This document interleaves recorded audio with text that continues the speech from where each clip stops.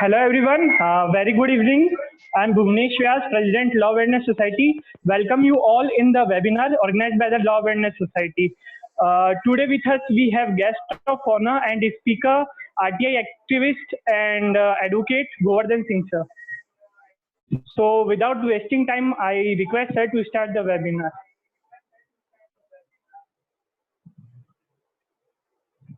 नमस्ते। आप सब लोग मेरे साथ मेरी बात सुनने के लिए, एक कानून की ताकत जानने के लिए बैठे हैं। और हम जब बातचीत खत्म करेंगे, यानी हम इस मोबाइल को ऑफ करेंगे, मैं आपको बहुत विश्वास और दावे से कहता हूं कि आप एक बहुत ताकत महसूस करेंगे। एक ऐसी अद्भुत ताकत, ऐसी शक्ति जो आज तक हमको घर में माता-पिता ने, स्कूल ने, कॉलेज ने या कहीं और हम जहां रहे मित्रों ने कभी नहीं दी। वो ताकत जो है आप महसूस करेंगे और वो ताकत आपको दिखेगी भी कि वास्तव में मैं सच कह रहा था, वो आपके पास ताकत थी। मैं अगर आपको ये कहूं कि आप जिस शहर में हैं, आप उस शहर के सुपरिटेंडेंट ऑफ पुलिस या कमिश्नर ऑफ पुलिस,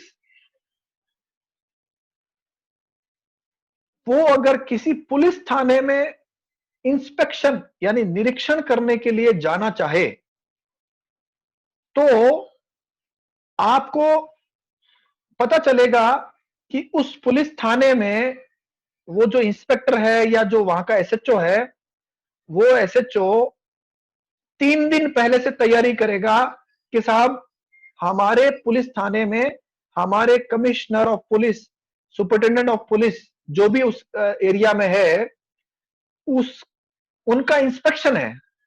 उस पूरे पुलिस थाने के सारे लोग जो है इधर उधर भाग रहे हैं, कुछ फाइलें सेट कर रहे हैं, कुछ साफ सफाई कर रहे हैं, कुछ कलर करवा रहे हैं और ऐसा काम वो करते हैं। क्या आप लोग जो लॉ पढ़ने वाले लोग हैं, अगर मैं आपको ये कह दूं कि वो जो कमिश्नर ऑफ पुलिस या सुपरिटेंडेंट ऑफ पुलिस जो इंस्पेक्शन करेंगे वहां जाकर के, तो क्या करेंगे कि उस पुलिस थाने के काम यानी वर्क, डॉक्यूमेंट यानी दस्तावेज, इनका तो निरीक्षण करेंगे। आप लोग मेरे से इस बात से सहमत होंगे कि इसके अलावा वो कोई इंस्पेक्शन नहीं कर सकते। काम करेंगे, डॉक्यूमेंट देखेंगे, सब चीजें इंस्पेक्शन करेंगे। और मैं ये ताकत आपको बता रहा हूं जो कानून में, कागज में, कलम में आपको ऑलरेडी मिली हुई है। क्या कि जो कमिश्नर ऑफ पुलिस या सुपरिटेंडेंट ऑफ पुलिस अपने पुलिस थाने में जाकर के जो इंस्पेक्शन करेंगे उनके वर्क का, डॉक्यूमेंट का, वो इंस्पेक्शन इस पूरी बातचीत को सुनने वाला प्रत्येक व्यक्ति, कानून में आपका राइट है कि आप भी उस पुलिस थाने का वही निरीक्षण, इंस्पेक्शन कर सकते हैं जो एक कमिश्नर ऑफ पुलिस करता है या सुपरिटेंडेंट ऑफ पुलिस करता है, वही इंस्पेक्शन आप भी कर सकते हैं। कितनी बड़ी बात बताई मैंने आपको। अगर मैं ये कहूं कि कानून में आपको ये राइट है कि जो इंस्पेक्शन पुलिस थाने में आप कर सकते हैं, वही इंस्पेक्शन आप प्रधानमंत्री कार्यालय में भी कर सकते हैं। बात बड़ी मजाक सी लगती है, बहुत बहुत ऐसी लगती है जैसे हंसी आ रही हो आपको, या किसी को हंसी आ भी सकती है इस बात पर। लेकिन मैं आपको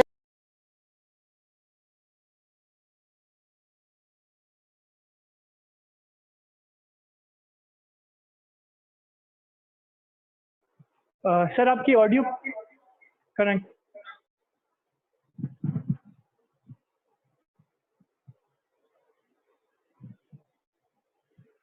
हाँ सर, उसको वापस कनेक्ट कर।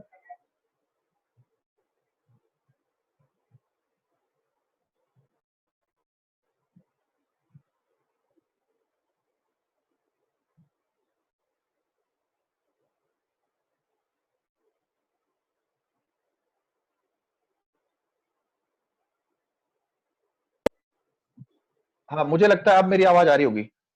हाँ सर। हाँ, सॉरी।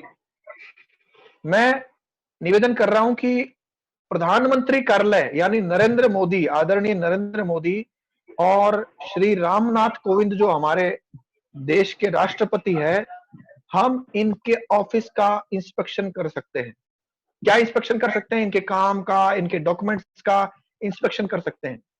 साथ में इंस्पेक्शन के अलावा उनमें से जो चीज आपको ठीक लगती है उसकी कॉपी भी ले सकते हैं।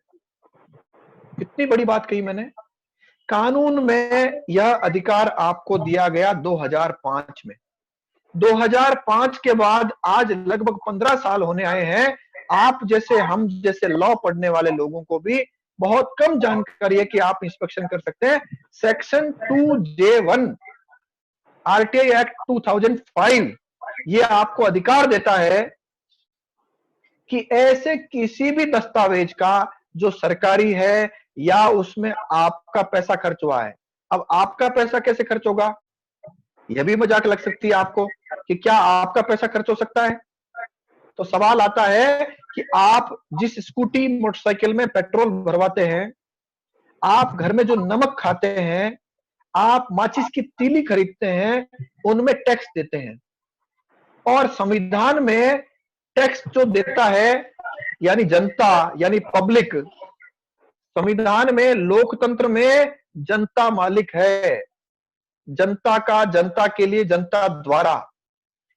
कानून में आपको अधिकार दिया गया है, भारत का कोई भी नागरिक सूचना के अधिकार के तहत किसी भी लोक दस्तावेज, पब्लिक डॉक्यूमेंट को, उनके काम को, उनके अभिलेखों का इंस्पेक्शन भी कर सकते हैं और कॉपी भी ले सकते हैं। कितने रुपए में? मात्र 10 रुपए में। केवल 10 रुपया खर्च करके आप एक साधारण सा, आपके पास कॉपी पेन रजिस्टर होते हैं, आप उस रजिस्टर में से कागज फाड़िए और कागज फाड़ कर लिखिए public information officer, prime minister office, new Delhi, ये लिख देंगे अगर, और सब्जेक्ट में लिख दीजिए इंफॉर्मेशन अंडर आरटीआई एक्ट। फिर बाद में आप ये लिखिए कि प्रधानमंत्री जी नरेंद्र मोदी जो है वह जिस कार का उपयोग करते हैं उस कार की एक लॉग बुक रजिस्टर होता है, हमको उसका इंस्पेक्शन करना है। और फिर नीचे आपका नाम, एड्रेस लिख दीजिए और साथ में केवल 10 रुपए का एक पोस्टल ऑर्डर खरीद करके उसके साथ लगा दीजिए। वहां से आपके पास पत्र आएगा प्रधानमंत्री कार्यालय से कि आप दिनांक इतनी तारीख को इतने बजे आकर के हमारे यहाँ पर इंस्पेक्शन कर लीजिए। ये कानून में अधिकार है, राइट है आपका। मुझे लगता है कि आप में से शायद ही किसी को, किसी कॉलेज ने या किसी स्कूल ने यह बात बताई होगी। अगर भुवनेश मेरी बात सुन रहे हो तो मुझे कंफर्म करिए कि क्या आपको किसी स्कूल कॉलेज ने यह बताया? आरटीआई के अंदर कोई कुछ कॉलेजेस में है, लेकिन काफी सारियों में नहीं आरटीआई का जो। नहीं, मैं ये कह रहा हूं आप किसी भी सरकारी दफ्तर का इंस्पेक्शन कर सकते हैं। क्या किसी कॉलेज स्कूल में आपको पढ़ाया गया? नहीं, ये नहीं, प्रैक्टिकल नहीं सिखाते किसी। देखिए, इसका मतलब ये कानून में जो इतना ताकतवर अधिकार था, आपको, हमको, किसी को नहीं बताया गया। पता है क्यों नहीं बताया गया? जबकि इसके लिए अरबों रुपए का बजट निर्धारित है। वो खर्च करके आपको, हमको, जनता को विज्ञापन के द्वारा, किताबों के द्वारा, टीवी पे चला करके, और वो अरबों रुपए खर्च करने थे। जनता को बताइए कि सरकारी दस्तावेजों का, सरकारी कामों का आप निरीक्षण कर सकते हैं, इंस्पेक्शन कर सकते हैं। पिछले 15 साल से आपके और हमारे साथ धोखा होता रहा। हमको ये नहीं सिखाया गया, नहीं बताया गया कि आप इंस्पेक्शन कर सकते हैं। चलो कोई बात नहीं, आपको नहीं बताया गया, मैंने बता दिया आपको। एक छोटी सी किताब है 5 पेज की, आप नेट पे सर्च करेंगे तो पीडीएफ मिल जाएगा, आरटीआई एक्ट 2005। वो किताब जब आप खरीदेंगे, उस किताब को, छोटी सी किताब, अपने इतनी सारी किताबें अपन लॉ करते समय पढ़ते हैं, आप एक किताब और पढ़ लीजिए। उसमें देखिए सेक्शन 2J1 में कि आपको इंस्पेक्शन करने का राइट दिया गया। और इसके अलावा आप केवल 2 रुपया खर्च करके किसी भी दस्तावेज या कागज की कॉपी ले सकते हैं। पर कागज 2 रुपया बस। यदि आप बीपीएल के व्यक्ति हैं, बिलो पॉवर्टी लाइन, तो आपको 10 रुपया भी नहीं खर्च करना फीस का, और किसी कागज की कोई कीमत नहीं देनी है। आप कोई भी दस्तावेज फ्री ऑफ कॉस्ट ले सकते हैं, विदाउट फीस। कितनी बड़ी बात बताई मैंने आपको। मुझे लगता है बहुत सारे लोगों को तो यह कल्पना में भी नहीं होगा कि ऐसा हो सकता है क्या, लेकिन अब आप कल्पना कर सकते हैं, और आपको इस अधिकार की जानकारी हो चुकी है। आपने अपने जो कॉपी होती है, उस कॉपी का रजिस्टर फाड़ करके और ऐसा लिख करके बेच सकते हैं। मैं उससे और छोटा सरल तरीका बताता हूं आपको। क्या? सबके पास मोबाइल है एंड्रॉइड, अभी आप यूज भी कर रहे हैं, मुझे देख रहे होंगे। उस एंड्रॉइड ऐप में एक आरटीआई ऑनलाइन .gov.in एक वेबसाइट है। उस पर गूगल की तरह, जीमेल की तरह अपना एक अकाउंट खोलिए। उसमें किस डिपार्टमेंट से क्या इंफॉर्मेशन आपको इंस्पेक्शन करना या लेना है, उसमें लिख दीजिए। और इंटरनेट से, ऑनलाइन बैंकिंग से, नेट बैंकिंग से, या और जो ऑप्शन है उन ऑप्शन से 10 रुपए फीस जमा करा दीजिए। जो इंफॉर्मेशन आपको रिक्वायर्ड है वो ऑटोमेटिक बाय पोस्ट आपके घर आ जाएगी। कितनी बड़ी बात कही मैंने, आप बताइए। मोबाइल में केवल खट 2-3 अंगुलियां घुमाई और हमको क्या जानना है। जैसे मुझे पश्चिम बंगाल के कैलकाटा में इस डिपार्टमेंट की ये सूचना चाहिए, आपके मोबाइल में है, कट कट लिखिए और हो गई। प्राइम मिनिस्टर के ऑफिस से आपको क्या इंफॉर्मेशन चाहिए, जैसे उन्होंने विदेशों में जाकर के कितना खर्चा किया, आप मोबाइल में खट खट टाइप किया, 10 रुपए खर्च किए नेट बैंकिंग से, और आपके पास जो इंफॉर्मेशन आपको चाहिए वो मिल जाएगी। ये जो इंफॉर्मेशन मिल जाएगी, इसके अलावा आप वहां जाकर उसका इंस्पेक्शन भी कर सकते हैं। पहला 1 घंटा इंस्पेक्शन का फ्री है, उसके बाद हर 1 घंटे का 5 रुपया मात्र खर्च करना है आपको। इसके अलावा हाई कोर्ट और सुप्रीम कोर्ट के डॉक्यूमेंट्स का काम का भी इंस्पेक्शन आप कर सकते हैं। कितनी बड़ी बात कही। आपके मन में मुझे लगता है ये पहली क्लास होगी जिसमें इतनी ताकत किसी ने दी है, इतनी ताकत का भान, नॉलेज आपको कराया है कि आप इतने ताकतवर व्यक्ति हो। और कानून में ये ताकत 2005 में आपको मिल गई थी।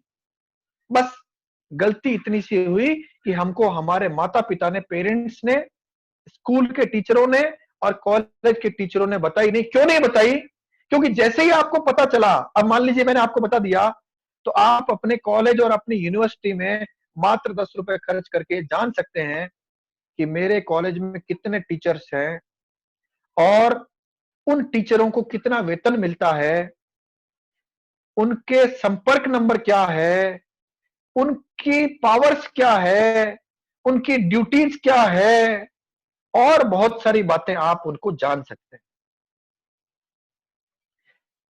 प्राइवेट कॉलेज को छोड़ करके सभी सरकारी संस्थानों में जहां सरकार का पैसा खर्च हुआ है, वहां आप इस आरटीआई का यूज कर सकते हैं। और प्राइवेट संस्थानों में भी या प्राइवेट कॉलेज में भी आप इसका यूज तब कर सकते हैं जब उस प्राइवेट कॉलेज या स्कूल को गवर्नमेंट ने कोई भी एड दी हो, जमीन दी हो, या कोई गवर्नमेंट का पैसा खर्च हुआ हो। मुझे लगता है कि आप लोग जितने मुझे देख रहे हैं, इस बात को सुन करके आश्चर्यचकित हो रहे होंगे कि हाउ इट इज पॉसिबल। मुझे लगता है कि यह आपको आश्चर्य हो रहा होगा, लेकिन देश में 2005 के बाद से आज तक लगातार कई सारे लोगों ने इस कानून का उपयोग किया है। मैं भी उनमें से एक हूं। और देश में और भी अनगिनत लोग हैं जिन्होंने इस कानून का उपयोग किया है, और इस कानून का उपयोग करके डॉक्यूमेंट निकाल करके सरकारी विभागों में जो भ्रष्टाचार चल रहा था, गलत काम चल रहे थे, पद का दुरुपयोग चल रहा था, हमारे टैक्स के पैसे का नुकसान चल रहा था, इन सारी चीजों को मुझे लगता है देश में अनगिनत लोगों ने उजागर किया। उजागर करने के बाद हमारे जो टैक्स का पैसा जो व्यर्थ हो रहा था, शायद किसी न किसी रूप में बचाने की कोशिश की, और इन बेईमान लोगों में, बेईमान नेताओं में भय व्याप्त हुआ कि इनको ऐसे गलत काम नहीं करने चाहिए। इसी तरह जो पुलिस के लोग थे, पुलिस के लोग हैं, ये जब गलत काम करते थे तो हमारे पास ये राइट नहीं था कि हम हमारे राइट्स की रक्षा कैसे करें। अब हमारे पास राइट है कि मैंने आपको ये पत्र लिखा था, ये लेटर जो लिखा, इस लेटर पर आप द्वारा क्या एक्शन किया गया, कॉपी दो। आप द्वारा इस एक्शन को करने के लिए क्या पत्र व्यवहार किया गया, कॉपी दो। आपने इसकी कोई फाइल बनाई क्या, कॉपी दो। आपने अगर फाइल बनाई हो तो फाइल का ऊपर का और नीचे का फाइल कवर कॉपी दो। किस कानून के तहत आप कार्रवाई करते हैं, उस कानून की कॉपी दो। है ना मजेदार? मुझे लगता है इससे ज्यादा ताकत आपको आज तक नहीं मिली होगी। मैं दे रहा हूं कानून के माध्यम से। हमने हाई कोर्ट का भी निरीक्षण किया है, इंस्पेक्शन हाई कोर्ट का भी। हमने डिस्ट्रिक्ट कलेक्टर का भी इंस्पेक्शन किया है। हमने एसपी ऑफिस का भी निरीक्षण किया है। और उस निरीक्षण के माध्यम से कई सारे काम ऐसे हैं जो जनता को ध्यान में लाए कि आपकी ये ताकत है। मैं लॉ स्टूडेंट्स के बीच में बैठा हूं और ये लोग समाज में आगे जाकर कुछ बड़ा करने वाले हैं। कोई वकील बनेगा, कोई जज बनेगा, कोई किसी बड़ी कंपनी में काम करेगा। लेकिन अगर हमको इस कानून की जानकारी नहीं है तो इससे बड़ा दुर्भाग्य हमारा हो नहीं सकता। भुवनेश, अगर इनके मन में कोई सवाल हो तो आप सवाल पूछ सकते हैं और उस सवाल के जवाब के माध्यम से मैं बाकी आगे की चीजें आपसे बता सकता हूं। Okay. Bhuvnesh. Okay. So if anyone want to ask the question, they can just write your name so I can unmute.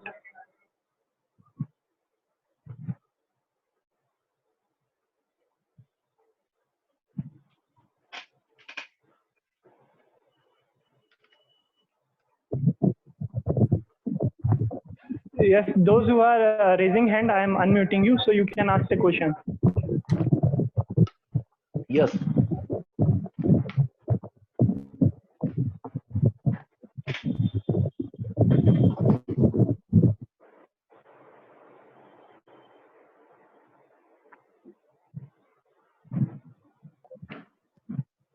Yes, question. Piyush Joshi, you can ask the question.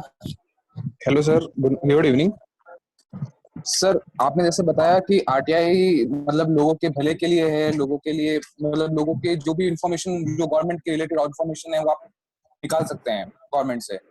लेकिन कभी कभार सर, जैसे आपने ये भी नहीं मतलब बाकी लोगों को नहीं बताया, जैसे मेरे को तो पता है कि इसकी कभी कभार क्या है, आप कोई ऐसी चीज नहीं निकाल सकते जो देश की सिक्योरिटी पर्पजेस से रिलेटेड होनी चाहिए।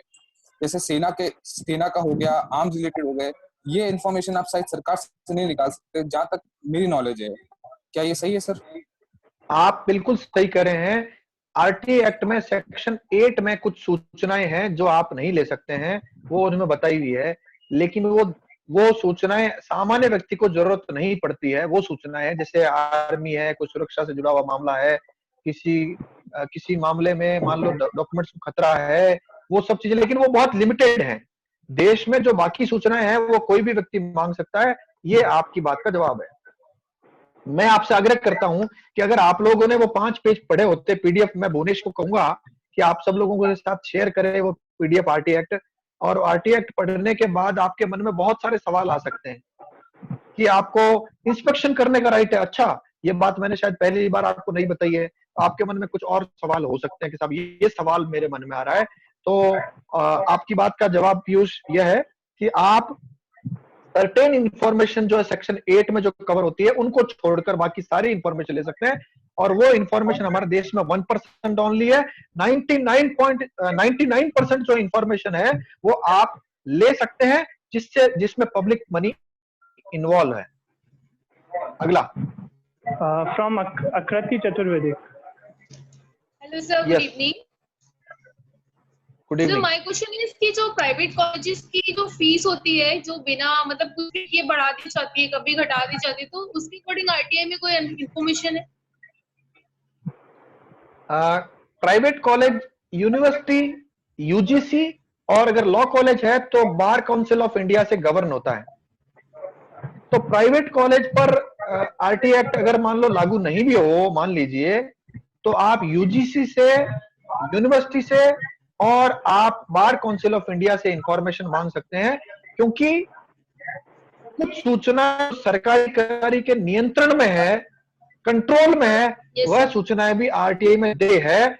आप सबसे पहले जो फीस बढ़ा रहे हैं आपकी, उसके कंप्लेंट करिए बार काउंसिल ऑफ इंडिया को, यूनिवर्सिटी को या यूजीसी को, इन्होंने नियम विरुद्ध अचानक फीस बढ़ा दी है जिससे हमारे हित प्रभावित हो रहे। जो भी आपको एक लेटर लिखना लिख दीजिए, फिर आप यूनिवर्सिटी से सूचना मांगिए, इंफॉर्मेशन लीजिए कि साहब मैंने एक लेटर लिखा था, उस लेटर पर आप द्वारा क्या एक्शन किया गया। इस प्रकार से आप आरटीआई एक्ट का उपयोग कर सकते हैं। Next. Thank you sir, thank you so much. Question from प्रथम मित्तल। मैं शायद देख नहीं पा रहा हूँ जो लोग क्वेश्चन पूछ रहे हैं। Sir please everyone on your video. कोई नहीं, क्वेश्चन पूछने वाला वीडियो पे आ जाए। ओके। हेलो। हाँ बताइए सर, मेरा ये क्वेश्चन है सर, विधानसभा जो होती है सर, जो राजस्थान लीगल स्टेट असेंबली है जो जयपुर में। हाँ हेलो सर, उसका हम इंस्पेक्शन कर सकते हैं, वहाँ की प्रोसेस वगैरह हम जान सकते हैं? देखिए, लॉ ये है, पार्लियामेंट और विधानसभा ये जो सूचना किसी से भी ले सकते हैं, भारत का कोई भी नागरिक ऐसी सूचना ले सकता है। प्रथम जो आपने सवाल पूछा है बहुत इंपॉर्टेंट है। विधानसभा पब्लिक अथॉरिटी है, वो किसी की प्राइवेट दुकान नहीं है, परचून की किराने की दुकान नहीं है। आप विधानसभा से सूचना 10 रुपए शुल्क लगा करके मांग सकते हैं, केवल 10 रुपए। न केवल सूचना मांग सकते हैं, डॉक्यूमेंट ले सकते हैं और उनके डॉक्यूमेंट और वर्क का इंस्पेक्शन भी कर सकते हैं। ऐसा ताकतवर कानून आज मैं आपसे शेयर करने आया हूं। और मैं जो पहले आते ही समय बोला था कि जब मैं क्लास, ये जो बातचीत अपन खत्म करेंगे, तब आप अपने अंदर एक अजीब सी, अद्भुत सी एनर्जी जो है आप फील करेंगे, ऐसा मेरा मानना है। अगला, नेक्स्ट।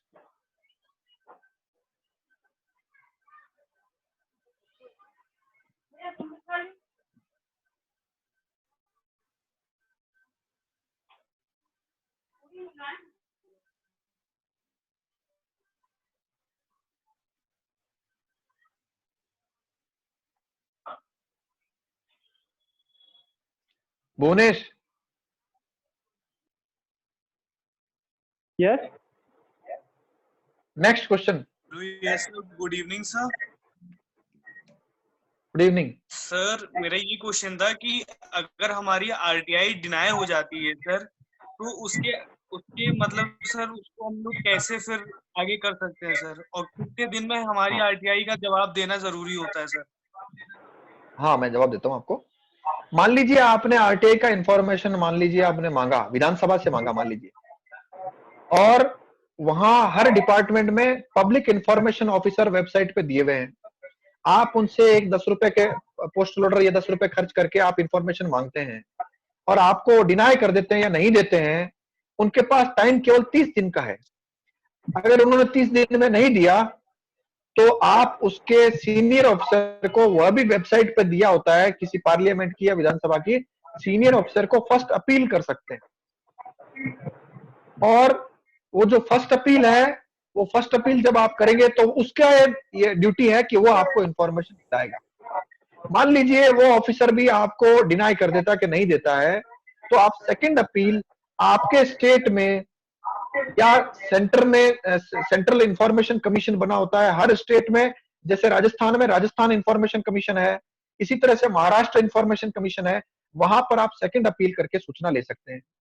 तो आपका पहला सवाल यह है कि अगर सूचना नहीं दे रहे तो आप क्या कर सकते हैं? तो आप फर्स्ट अपील कर सकते हैं उसके ऑफिसर को, जिसको बोलते हैं फर्स्ट अपीलेट अथॉरिटी। और उस विभाग की वेबसाइट लिखा हुआ है कौन फर्स्ट अपीलेट अथॉरिटी, आप उसको अपील कर सकते हैं। दूसरे सवाल का जवाब यह है कि वो उसको कितने दिन में इंफॉर्मेशन देनी है, तो उसको 30 दिन में इंफॉर्मेशन देनी है। और 30 दिन में अगर वो नहीं देता है, मान लीजिए 32 दिन में देता है, तो आपको 2 दिन जो इंफॉर्मेशन लेट मिली उस ऑफिसर पर डे 250 रुपए यानी 250 रुपए जुर्माना लगेगा। 2 दिन डिले दिया 500 रुपए जुर्माना, 4 दिन डिले दिया तो 1000 रुपए जुर्माना। ऐसा शानदार कानून यह है। इसके अलावा अगर वो आपको डिनाई करता है, आपको सूचना से वंचित रखता है, तो उसके खिलाफ डिसिप्लिनरी एक्शन भी होगा, अनुशासनात्मक कार्रवाई भी होगी। Next next from Rahul Joshi. Sir नमस्कार। यस सर राहुल जोशी नमस्कार। बीकानेर से बात कर रहा हूँ। सर हमारे विद्यालय हाँ, राहुल में जी। कॉलेज में बताया गया था आरटीआई एक्ट के बारे में, और वो सर्वप्रथम आपके द्वारा ही बताया गया था।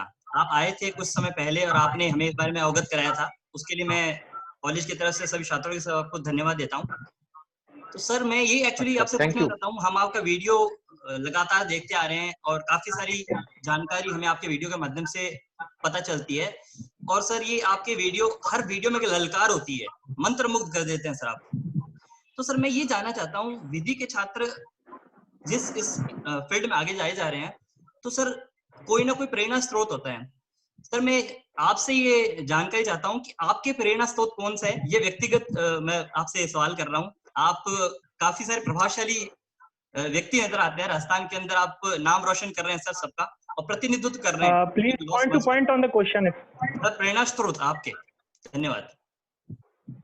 Thank you Rahul. मुझे पता नहीं कि मैं क्या कर रहा हूं, लेकिन मुझे लगता है कि आप सबसे बातचीत करके, मान लीजिए मैंने जो आज आपको ताकत दी है और आप सब लोग इस ताकत को लेकर के आपने मान लीजिए आज या कल कोई आरटीआई फाइल किया एक, और आपको आपके घर के बाहर एक नाली है, एक सड़क है, वो ठेकेदार कौन है जिसने आपके घर के बाहर नाली या सड़क बनाई, आप उसकी इंफॉर्मेशन निकालते हैं और आप सक्षम हो जाते हैं, यह मेरी प्रेरणा स्रोत है। मैं आपको जागरूक करने का जो काम कर रहा हूं, मुझे लगता है यह देशभक्ति है। देशभक्ति केवल बॉर्डर पर नहीं होती है। आपसे बातचीत करके अगर मैं आपको यह ताकत दे सकता हूं जिससे आप भी हिंद की जय कर सके, मुझे यह प्रेरणा देता है। मैं हर वो काम करना चाहता हूं जो इस देश का भला कर सके। यह जो चीज है यह मुझे प्रेरणा देती है। Thank you Rahul. Next from Kashish Makkar. Good evening sir. Sir मेरा क्वेश्चन ये था कि जो एमएलएज और एमपीज को फंड असाइन होता है, तो उसके बारे में इंफॉर्मेशन लेने का प्रोसीजर मतलब सेम रहेगा, और उनके बैलेंस फंडिंग के बारे में हम कैसे पता कर सकते हैं कि उनका फंड कहाँ और कितना स्पेंड हुआ है और उनके पास रिमेनिंग अमाउंट? कशिश आपका सवाल क्या है? बहुत शानदार है। एमएलए या एमपी का जो फंड होता है, यह फंड एमएलए या एमपी नहीं खर्च करता है। किसी भी सरकार में, जैसे राजस्थान की बात करें तो राजस्थान में कलेक्टर के माध्यम से वो पैसा खर्च होता है। तो यानी सरकार का पैसा एमएलए के रिकमेंडेशन पर किसी काम में खर्च होता है। तो आप डिस्ट्रिक्ट कलेक्टर से ये पूछ सकते हैं कि फला एमएलए ने अपने फंड का क्या क्या लेटर भेजे, उसी कॉपी दो। उस काम में किस ठेकेदार को पैसा दिया गया, उसी बिल दो। आपने टेंडर प्रक्रिया क्या अपनाई, उसी कॉपी दो। इस प्रकार से आप इंफॉर्मेशन ले सकते हैं। Next question from Aman Saxena. Sir hello, मेरा नाम अमन है। सर मेरा क्वेश्चन है कि जो भी अमेंडमेंट हुए थे आरटीआई एक्ट में, तो उसके ऊपर बहुत सी पॉलिटिकल डिबेट हुई थी पार्लियामेंट के अंदर। तो सर उसमें आपका क्या कहना है कि वो अमेंडमेंट सही थे या गलत थे? 2005 में जब सूचना का अधिकार कांग्रेस लेकर आई, तब आदरणीय मनमोहन सिंह जी प्रधानमंत्री थे। मैं ये कहता हूं कि ये गलती से बनाया गया कानून है, गलती से बन गया उनसे। उनको ये अंदाजा नहीं था इस कानून का इतना इम्पैक्ट आएगा कि हमारी सरकार ही चल जाएगी।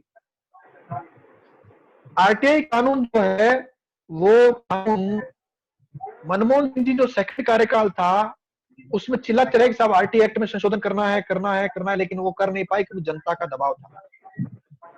अब जो हमारे प्रधानमंत्री है सदैव कोशिश हुई, 2005 से लेकर 2020 तक लगातार कोशिश हुई है इस कानून को कमजोर करने की, इसकी धाड़ कुंद करने की या इसकी ताकत को घटाने की लगातार कोशिश हुई है, लेकिन जनता के दबाव के कारण से यह हो नहीं पाया। लेकिन आदरणीय मोदी जी ने इसको थोड़ा सा जो है कमजोर करने की कोशिश की है, क्योंकि जो इंफॉर्मेशन कमीशन में नियुक्तियां हैं या उन नियुक्तियों से संबंधित कुछ कानून है उनमें अमेंडमेंट किया है।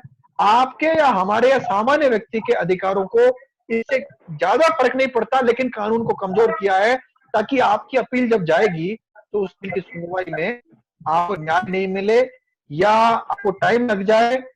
इस संबंध में मोदी जी ने संशोधन किए। सामान्यतः कानून में कोई बड़ा संशोधन नहीं हुआ है जिससे आपके अधिकारों पर प्रभाव पड़ता हो। Thank you. Bhuvnesh sir, we are running short of time, 40 minute की लिमिट होती है। अगर आप चाहते हैं तो इसको आगे एक्सटेंड कर सकते हैं, नहीं तो 40 मिनट से इसको रोक देंगे। कोई नहीं, आप एक बार दोबारा मेरे साथ इन सबको बिठाइएगा, लेकिन वो लोग बैठेंगे जो आरटी एक्ट, छोटा सा 5 पेज का आरटी एक्ट है, पीडीएफ डाउनलोड कर लीजिए, इंग्लिश और हिंदी जैसा आपको ठीक लगता है। फिर आप मेरे साथ दोबारा बैठिए, फिर बहुत सारे सवाल करिए, और इस बार हम केवल सवाल जवाब करेंगे, कोई बातचीत नहीं करेंगे। और आपको लगता है कि मैंने ताकत दी है तो आप 100% ऐसे अद्भुत कानून को पढ़कर ही मेरे साथ दोबारा क्वेश्चन आंसर करेंगे। मैं आप सब लोगों का आभार व्यक्त करता हूं, थैंक यू कहता हूं। और आप लोगों के माध्यम से अगर मैंने कोई भी अवेयरनेस फैलाई हो तो आप भी अपने साथियों को, परिवारजनों को, मित्रों को ये अवेयरनेस फैलाइएगा, खुद कानून पढ़िएगा और अपने मिलने वालों को भी पढ़ाइएगा। 8th पास 10th पास बहुत सारे देश में लोग हैं जो इस कानून का जबरदस्त उपयोग कर रहे हैं। Thank you so much. Bhuvnesh, thank you Govardhan sir for your precious time. You are an example for us to do something for the society. The entire team of LIS is very thankful and hope to have more sessions with you sir in future. Thank you so much. Thank you.